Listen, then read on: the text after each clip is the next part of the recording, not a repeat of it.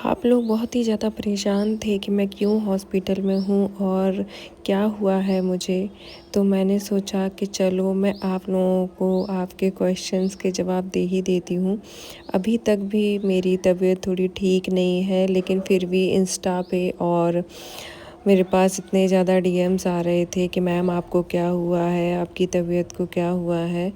तो वही मैंने सोचा कि मैं आपके बता दूँ। मुझे अभी अचानक से एक दिन काफ़ी ज़्यादा पेन हुआ है, तो डॉक्टर के पास जाने के बाद मुझे पता चला कि गॉल ब्लैडर में मेरे स्टोन है।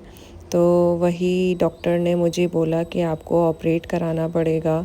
तो फिर हम लोगों ने डिसाइड किया कि मुझे जल्द से जल्द ऑपरेट करा लेना चाहिए, इसलिए मैं हॉस्पिटल जाकर एडमिट हुई।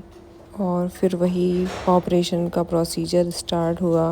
और ये क्लिप ना ऑपरेशन होने के बाद की है, जब डॉक्टर ने मुझे थोड़ा वॉक करने के लिए बोला था। तो मुझे यहाँ पर मेरा भाई और हॉस्पिटल की एक हेल्पर मुझे हेल्प कर रहे थे चलाने के लिए, क्योंकि मुझे काफ़ी ज़्यादा पेन हो रहा था। और हॉस्पिटल के नाम से ही मुझे हमेशा से ही डर लगता था। इंजेक्शन ये सब मैं कभी भी नहीं चाहती थी कि ये सब हो, लेकिन अब जो है तो उसको तो देखना ही था। तो यहाँ पर मुझे डॉक्टर ने थोड़ा चाय और स्नैक्स में कुछ ब्रेड या टोस्ट लेने के लिए बोला था, तो मैं वही खा रही हूँ। और लगभग 3 दिन तक मैं एडमिट रही और इंजेक्शन्स बॉटल्स ये सारा प्रोसीजर चलता रहा। तो मुझे काफ़ी ज़्यादा पेन हुआ और बस, लेकिन ठीक है।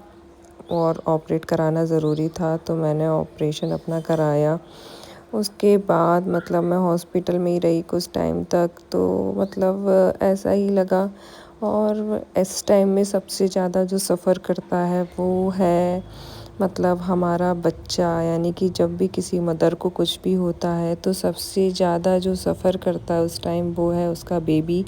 क्योंकि हम उस कंडीशन में नहीं होते हैं कि हम उसे अपना पूरा टाइम दे पाएँ, उसे देख पाएँ और उसकी केयर कर पाएँ। तो मुझे सबसे ज़्यादा बुरा यही लगा कि मैं अपने बच्चे को कुछ भी नहीं कर पा रही थी। लेकिन मैं इतनी ब्लेस्ड हूँ कि मेरे पास इतनी प्यारी फैमिली है, मेरी सिस्टर, मेरा भाई, मेरे इन-लॉज़, जिन्होंने मेरी बहुत ज़्यादा केयर की, मेरा ध्यान रखा ऐसे टाइम में।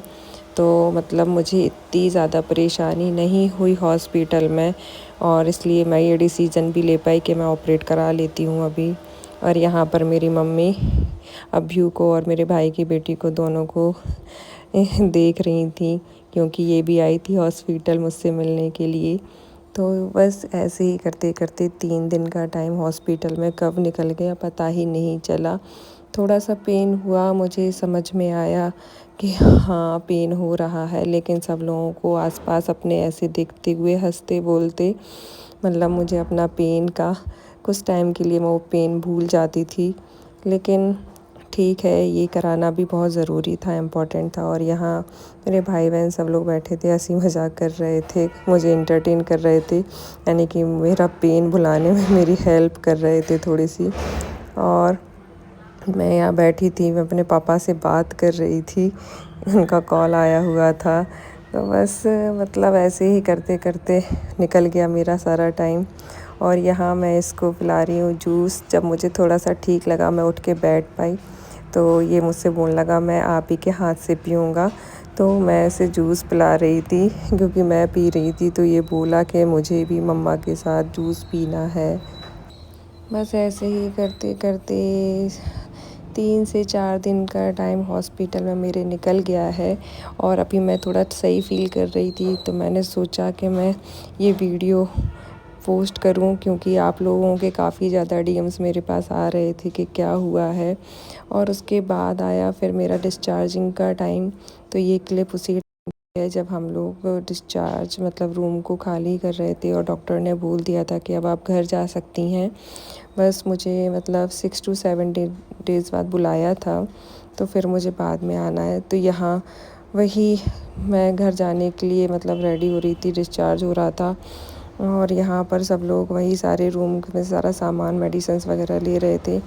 फिर यहाँ मेरे भाई और मेरी मम्मी ने मुझे उठाया, क्योंकि मैं उठ नहीं पा रही थी, मतलब मेरे उससे बस यही मम्मी और भाई मेरी हेल्प कर रहे हैं और ऐसे ही टाइम में मतलब फैमिलीज़ की इम्पोर्टेंस सबसे ज़्यादा समझ में आती है, क्योंकि इस टाइम आपको सबसे ज़्यादा ज़रूरत होती है। और जब आपकी फैमिली साथ में हो तो आप कोई भी परेशानी से निकल सकती हैं। इस टाइम मेरे हस्बैंड भी मेरे साथ ही थे, वो किसी वीडियो और क्लिप में नहीं दिखे।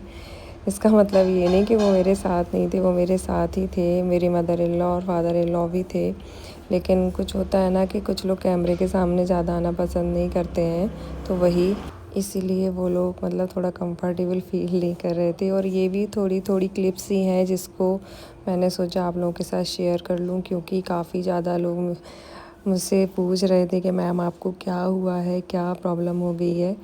तो अभी मैं अपने घर पे आ गई हूँ, रेस्ट कर रही हूँ। ऐसे ही आप मेरी वीडियोस को प्यार देते रहिए, सपोर्ट करते रहिए और मेरे चैनल को सब्सक्राइब ज़रूर कीजिए।